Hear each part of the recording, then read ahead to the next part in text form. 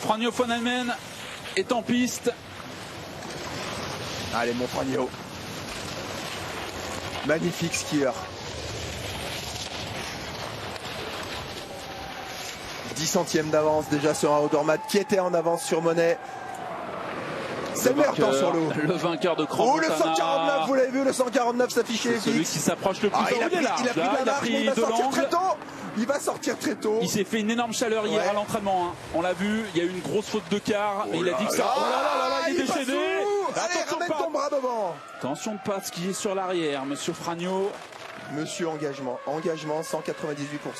Le double vainqueur de la descente de Crans Montana. Crans Montana, lieu des prochains championnats du monde. Il est déchaîné, peut-être l'or. Beaucoup d'angulation, on a vu sa fesse quasiment, le cul sur la neige. Lui aussi, hein, c'est ses premiers Jeux olympiques et il a toujours ses 3 dixièmes d'avance sur Marco Odermatt qui avait une énorme avance. Donc par rapport à Monet, c'est encore pire. Par rapport à Monet, c'est 7-8 dixièmes d'avance. On sait qu'Odermatt, il n'a pas bien fini. Regardez la fusée, le frigo van Almen. Ah oui. Parfait, il est parfait. Il rentre dans une section qui lui est bien favorable. Le saut énorme. Les mains groupées, superbe cette image. Dans le soleil de Bormio. Les mains derrière les jambes pour perdre le moins de temps possible. L'intermédiaire est dingue. 6 dixièmes maintenant d'avance pour van Almen. S'il finit bien, ça va être pas loin de la seconde tout ça. Et on a vu que Odermatt avait perdu quasiment 3 dixièmes sur le bas.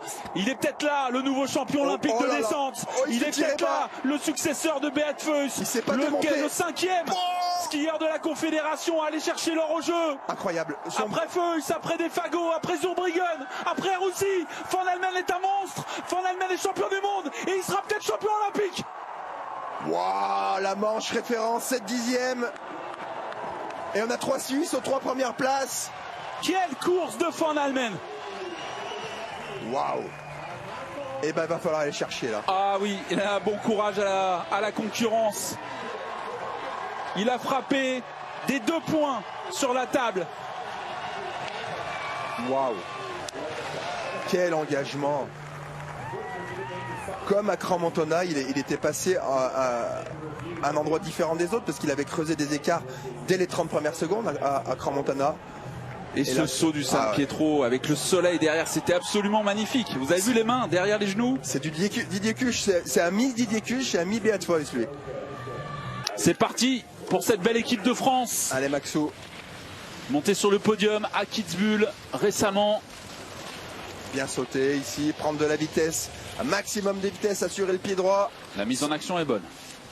Allez, quelques centièmes de moins que le chrono de Metzberger. Il aime ces conditions, Max. C'est pas trop glace, c'est dur mais pas glace. Et on connaît sa faculté, se sublimer allez, sur ton pied. Lors des grands championnats. Bête de course, le plagnard. Ouais, dans le même temps. Il est dans le même temps que Metzberger pour l'instant. Ici à Fontana-Olonga, il a atterri au bon endroit. Pour l'instant, il est dans le tempo. On a raté son dévers à Maxence. Ouais, et il est annoncé avec 9 dixièmes, 9 dixièmes de retard. Il a dû faire une grosse erreur quelque part. C'est dommage, on l'a pas vu. Ah, ce retard là, c'est dommage qu'on n'a pas vu son erreur. Le San Pietro qui... Ah, ça nous a refroidi quand même de voir ce plus 89 centièmes. Ouais, d'autant qu'on n'a pas vu cette erreur. On peut pas... 52, non, il passe à côté, Max. C'est pas le jour de Max Musaton, malheureusement, aujourd'hui. Le dernier Français médaillé sur la descente, c'est évidemment notre consultant, Johan Claret. Et il se fait un peu balader sur la dernière section en plus. Ah, il passe à côté de sa descente olympique. Mais bon, ça n'enlève rien à son podium à Kitzbühel cet hiver. Oh, attention! Voilà. La chute là, qui dure trop longtemps pour Maxence Musaton, la faute d'intérieur. Le genou droit là. Sous l'œil de Joséphine Forny. Allez, lève le bras tout de suite, relève-toi. Ça a l'air d'aller heureusement. Premier départ olympique pour Nils Alphand. Et Nils, il est tellement surprenant qu'on peut s'attendre à tout avec ce genre de coureur irrégulier, mais un talent fou. Aujourd'hui, s'il est dans les bonnes dispositions, pourquoi pas réaliser une bonne course. Attention, ça tape, la mise en action est bonne. J'aime bien ces attitudes sur la bosse là. Exactement. Compact, empilé. Très conquérant sur ce début de parcours. Le skieur de Serre Chevalier. C'est saignant tout ça. Perd un peu le pied ici, mais c'est pas très grave, il sort pas large. Et puis essayer de garder un peu d'énergie pour la fin. On l'a vu avec Maxence Musaton, il faut tenir, il est devant. Un dixième de mieux à Metzberger, le pied gauche qui est long. Il l'a fait en 2 ou 3 fois, celle-ci. À mon avis, Maxence, c'est ici qu'il a fait une erreur comme beaucoup. On balance un peu l'entrée. Si on perd le fil ici, il faut avoir de la hauteur. C'est engagé, ça. C'est pas mal ce qu'il fait pour l'instant. Attention, le drone. Ouais, les extensions. Le troisième intermédiaire, après quasiment une minute d'effort, il passe juste derrière Emmetsberger. Allez, la belle entrée. On a vu un peu de fumée dégagée de ses skis. Il est assez haut dans les verts, il est très haut, allez, remet la recherche, mon gars. Assez prudent, mais il a la meilleure vitesse à la sortie. Et attention à ce San Pietro qui arrive, on a vu Bennett décoller à 50 mètres. Ouh, il la passionne celle-là. Agressif, Nils, c'est du bon Nils aujourd'hui. Est-ce que c'est du Nils de Val Gardena en début de saison? Gros saut! On a perdu l'image. On le retrouve. 47 mètres sur le San Pietro, le quatrième intermédiaire. Et il est toujours dans le coup, 36 centièmes. C'est dingue la partie intermédiaire de l'Autrichien. Et là, ça commence à brûler. Il faut s'accrocher. Il faut serrer les dents, Nils. Allez, faut sortir absolument bien de ce pied droit. Il conditionne toute la dernière section. On a vu Bennett reprendre 7 centièmes. Il faut être parfait pour essayer d'aller chercher la deuxième place provisoire. Il y a moyen entre Crawford et Emmetsberger, mais il faut être. Il est fatigué lui aussi, il se couche. Il est cuit, coq. Il a tout pris. C'est bon. Est-ce qu'il a tout pris? Ouais, a priori oui, mais là on a eu très peur, surtout qu'ils finissent dans les filets, Nils Alphand. Les Français au même endroit, que ce soit Musaton ou Alphand. Ils sont assis sur les deux mouvements de terrain et derrière vous avez plus d'énergie dans les cannes. Lollobrigida, Valérie Maltais de son côté, championne olympique avec déjà une médaille d'or autour du cou. Et on est parti. Et on espère que ça va aller vite, ça va aller très vite. En tout cas, on s'en donne les moyens pour l'italienne. Regardez le départ, c'est la spéciale Francesca Lollobrigida à l'extérieur. Ça part très fort du côté italien. Beaucoup de rythme, tout en puissance. Troisième participation aux Jeux Olympiques. Elle avait pris donc l'argent sur 3000 mètres, le bronze avec la poursuite par équipe. Francesca Lollobrigida. Il faut savoir que Valérie Maltais est championne olympique avec la poursuite, mais n'a jamais eu encore de médaille en individuel, et c'est son gros objectif de cette Olympiade. Et elle est troisième du classement général de la Coupe du Monde cette saison, à égalité avec Joy Boyne, la néerlandaise, ce qui veut dire qu'elle est en grande condition. Elle l'a dit, c'est ses sûrement derniers Jeux Olympiques. Oui. Elle veut une médaille individuelle et pour l'instant on est parti vite. Francesca Lollobrigida en avance sur la meilleure marque. Beaucoup de rythme du côté de l'italienne, mais c'est son style. Beaucoup de rythme tout en puissance, un peu plus de glisse du côté de Valérie Maltais, mais c'est une athlète qui est capable de maintenir un rythme très fort, qui est très endurante, qui a beaucoup de glisse, beaucoup d'expérience du côté des deux patineuses. Connaissent cette distance par cœur. Avec des records personnels là aussi pour Francesca Lollobrigida en 3 minutes 54-43. Alors cette saison c'est 3,57-65. Et pour Valérie Maltais, ça s'est bien passé également parce qu'elle a établi son record cette année à 35 ans, 3 minutes 56-45. Ce qui veut dire qu'elle est encore en très grande condition. Oui, c'est ce qu'elle disait. Elle disait maintenant que finalement elle a plus peur d'échouer. Elle est là pour aller chercher cette médaille-là, mais avant il y avait une certaine peur d'échouer, ce qu'elle n'a plus. Donc elle va donner le maximum. Elle n'aura pas de regrets, j'en suis certaine. Et ça accélère du côté du Canada. Qui vient de mettre un gros coup d'accélérateur. 30-40 autour pour Lollobrigida. 29-86. On est passé sous les 30 secondes autour pour la Canadienne. On est à mi-course pour les deux jeunes filles. Écoutez, le public de cet anneau olympique de Milan. Et Valérie Maltais qui en remet une couche, qui accélère. Il y a énormément de supporters canadiens et bien sûr beaucoup de supporters italiens. Elle est à domicile, Francesca Lollobrigida. Regardez ça, 2 secondes 12 d'avance. Et l'italienne qui donne tout, qui donne vraiment tout. Ça grimace, mais... La cloche du dernier tour pour Francesca Lollobrigida. Pour l'instant, 4,70 d'avance. C'est peut-être une médaille qui va se jouer. C'est un gros rythme qu'elle met. Elle qui avait pris la médaille d'argent derrière la reine. Faut finir fort, Irène Schouten et Valérie Maltais qui continuent, qui n'a pas dit son dernier mot, la Canadienne. On voit l'italienne qui balance les deux bras, qui met tout ce qui lui reste. Elle est en train de tout donner. Attention à rester lucide quand même dans ce dernier virage. Ça se dégrade beaucoup techniquement, mais elle compense par le rythme. Elle va le faire. Elle va passer sous les 4 minutes. Le temps de Francesca Lollobrigida devant son public. Et c'est beau. 3,54-28. Énorme. Près de 7 secondes d'avance. C'est le record olympique effectivement brisé, détenu par Irène Schouten. Qu'est-ce qu'elle vient de nous faire? Très belle perf, incroyable. Oh, elle a passé la barrière, elle a placé le curseur extrêmement haut, Francesca Lollobrigida. On le voit, Violette Brown est en train de se rapprocher de la concurrente chinoise, justement, partie peut-être un petit peu tranquillement. La jeune Française licenciée à Reims aussi. Alors c'est une double licence qu'a Violette, donc elle est licenciée et au club de roller de Strasbourg et en même temps au club du Reims patinage de vitesse, puisqu'il faut savoir que voilà, la délégation de patinage de vitesse a été depuis maintenant 2023 à la Fédération française de roller, mais la fédération internationale qui est l'ISU reconnaît qu'une seule fédération, qui est la Fédération française des sports de glace. C'est-à-dire que Violette a besoin d'avoir cette double licence pour pouvoir être inscrite dans les compétitions de référence. Ce qui est très particulier, Véronique, c'est qu'il faut le signaler, en France, on n'a pas d'anneau de 400 mètres, on n'a pas d'anneau de cette structure, ce qui veut dire que les athlètes, à l'image d'un Timothy, d'un Violette, sont obligés de s'expatrier pour pouvoir performer, pour pouvoir s'entraîner.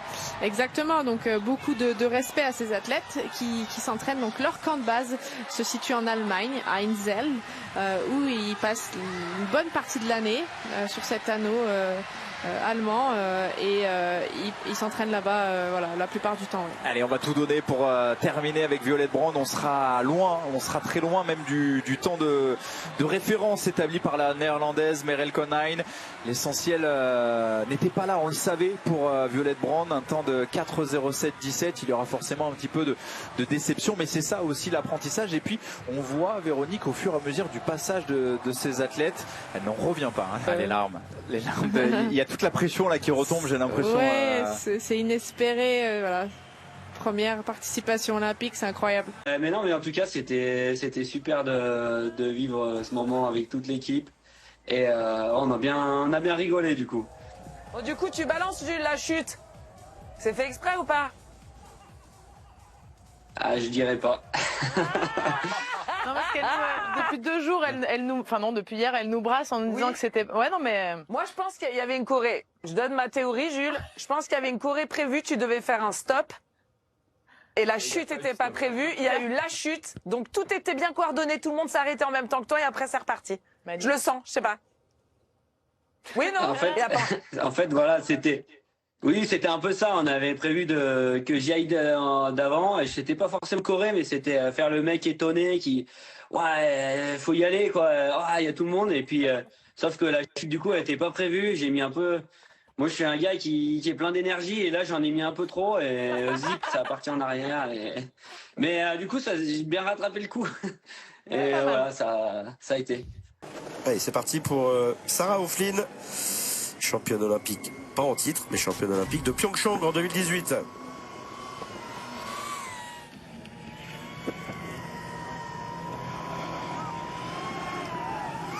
Allez, le troisième module, le troisième et dernier rail, qui est un accélérateur, celui-là. On prend de la vitesse, ouais, c'est bien ça, la sortie. On pose un peu plus. Et le premier saut. Oh, bah, elle perd son ski, attention. Aïe, aïe, aïe, aïe, aïe, aïe, aïe, aïe. Qu'est-ce qui s'est passé? Comment elle peut déchausser? Oh, on espère qu'elle sait. Ouais, ça va, elle lève le pouce tout de suite. Comment son ski peut partir au moment de prendre son envol sur le premier kick? Alors, c'est à la sortie de ce troisième et dernier module de rail. Ouais, je pense que c'est là. Elle retombe un peu de travers et elle commence. Ah non, alors c'est ski gauche. Tant pour moi. C'est fou ça. Ah oui, mais elle a pété, elle a cassé la fixation là. Ça doit être sur la réception effectivement, mais elle l'a pas senti. Elle a engagé son tricks comme si de rien n'était. Mais évidemment sur un ski, là on essaie de limiter la casse derrière. Elle prend quand même une bonne boîte. Hein.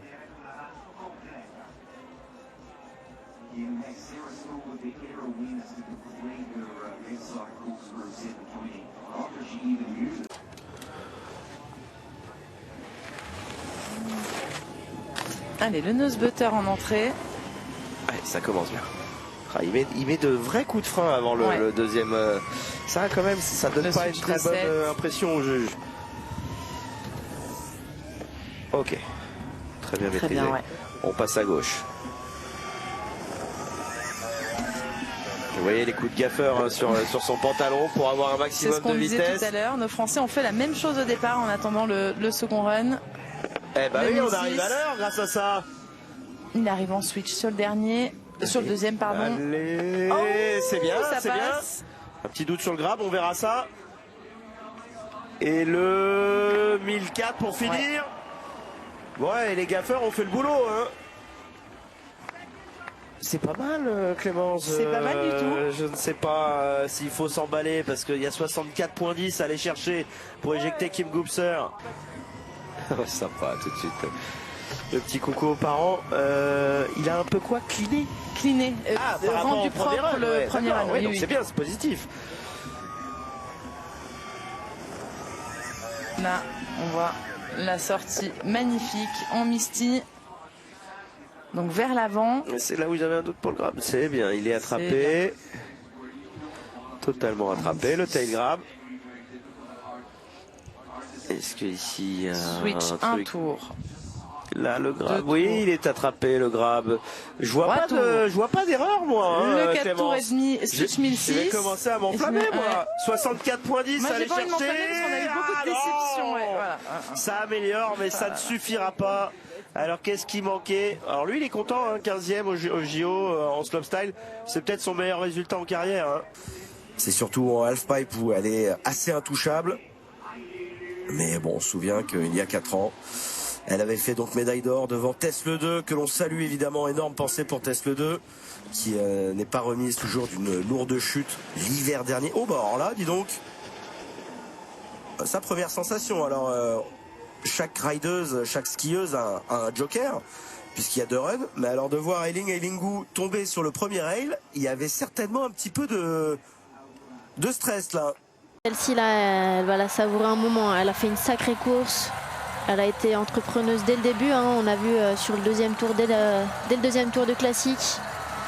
Et là, dernière ligne droite pour Frida Karlsson. L'entrée triomphante dans cette ligne droite finale.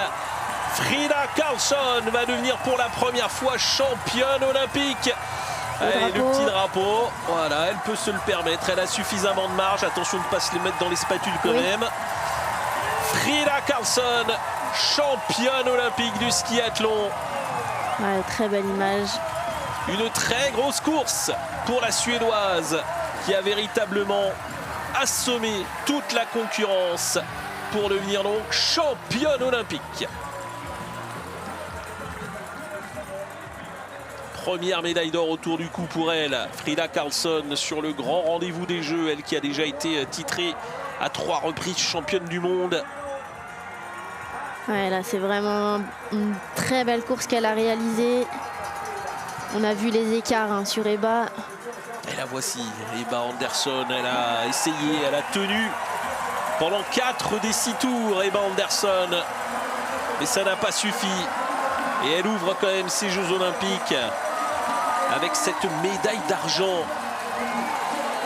Première médaille individuelle aussi. Eh oui, première médaille individuelle. Et c'est une 3e médaille olympique pour elle qui avait été déjà sur les podiums en relais. Le doublé suédois, l'écart à 51 secondes.